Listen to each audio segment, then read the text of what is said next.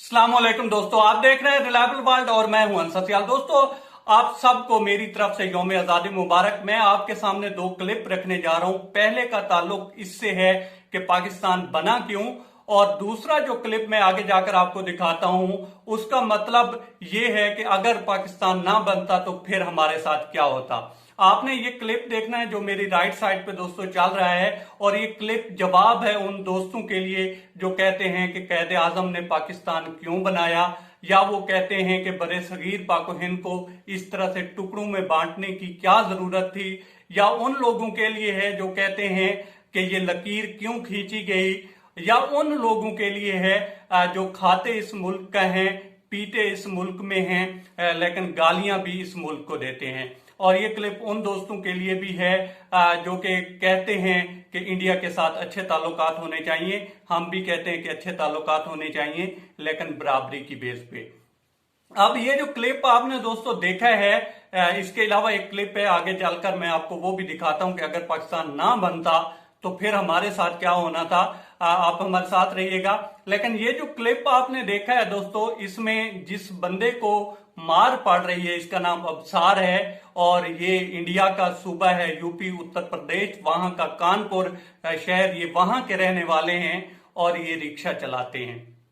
अब जो इनको मार रहे हैं वो वहां की बजरंग दल एक हिंदू जमात है, उसके करिंदे हैं। और इस बंदे का कसूर सिर्फ इतना था, एक तो ये मुसलमान है, दूसरे नंबर पे इसकी जो देवरानी थी या भाभी कह लें, जो भाई की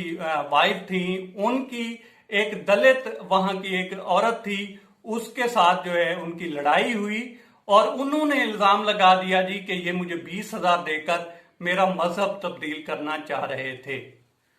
अब ये स्टोरी जो है वो जाकर बताती हैं आगे जाकर बजरंग दल के कारिंदों को, और वो आते हैं और वो आकर इसको घर पे आकर मारपीट करते हैं, इसको उठाते हैं, ले जाते हैं, और फिर इससे जय श्री राम के नारे लगवाते हैं। ये केस फिर रिपोर्ट होता है, और जब रिपोर्ट होता है तो पुलिस जो है उठाकर ले जाती है 3 लोगों को। एक का नाम जो है अजय है, अमन और राहुल।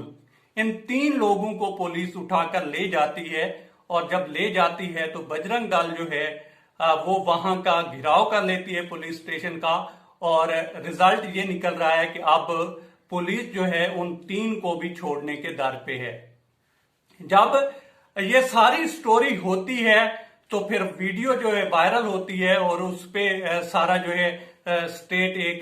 बनाम कह लें कि एक एक्शन में आता है। और इसमें जो है फिर जब ये 3 लोग उठाए जाते हैं तो बजरंग दल, पूरी की पूरी बजरंग दल वहां पे धरना दे देती है और कहती है कि जनाब हमारे जो हिंदू हैं इनको तो छोड़ा जाए, और हमने यहाँ पे कानून वो लागू करना है जो हम चाहेंगे, और एग्जैक्टली इसी तरह से हो रहा है वहां पे।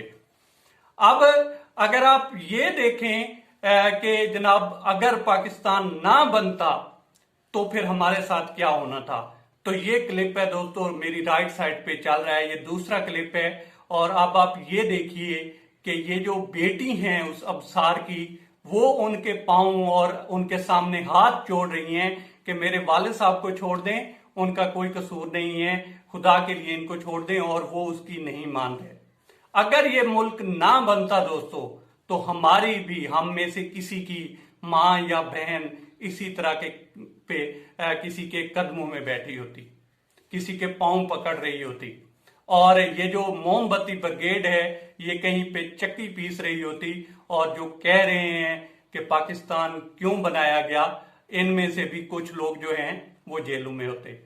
तो ये रिजल्ट निकलता अगर पाकिस्तान ना बनता। तो हम लोग भूल जाते हैं कि ये मुल्क क्यों बना है, और कैद आजम ने कहा था कि आप इसके पासबां हो, सॉरी अल्लामा इकबाल ने कहा था कि आप इसके पासबां हो, और हम किस तरह से इसकी पासबानी कर रहे हैं वो आप और हम ज्यादा बेहतर जानते हैं। अब जहां तक इस पूरे वाकये का ताल्लुक है, इसमें होने वाला कुछ भी नहीं है। आप देख लें कि हमारा जो इधर हुआ है, यहाँ पे एक मंदिर को उठाया गया रहीम यार खान वाली साइड पे, लेकिन हमारी जो पुलिस थी उसने काफी एक्टिव रोल प्ले किया, उन लोगों को गिरफ्तार किया, और विद इन 10 days उसको एक्टिव कर दिया है, उस पूरे के पूरे मंदिर को एक्टिव कर दिया है और वो जो नुकसान हुआ था वहां के लोगों से लिया है। और जो लोग सेकुलर कहते हैं, इंडिया के बहुत सारे दोस्त हैं जो हमें गालियां भी दे रहे होते हैं, हमारे कमेंट वगैरह भी करते हैं, खैर इससे हमें कोई फर्क नहीं पड़ता, लेकिन वो खुद को सेकुलर कहते हैं और ये जो चेहरा है ये है उनके सेकुलरिज्म का। ये इंडिया का ओरिजिनल फेस है जो वो बहुत कोशिश करते हैं इसको छुपाने की, लेकिन फिर भी सामने आ जाता है। जहां तक ताल्लुकात की बात है, हम भी कहते हैं उनसे अच्छे ताल्लुकात होने चाहिए, लेकिन बराबरी की बेस पे होने चाहिए। कायदे आजम ने ऐसे नहीं कहा था कि जो अकलियत होती है उसको जिंदगियां अपनी गुजर जाती हैं वफादारी साबित करते करते, लेकिन अक्सरियत उसको नहीं मानती, चूंकि अक्सरियत फैसला कर चुकी होती है कि हमने इनकी कोई बात माननी ही नहीं है। तो ये पूरा लुब्बे-लुबाब था दोस्तों इस मुल्क की, जो हमें आजादी मिली इस मुल्क में,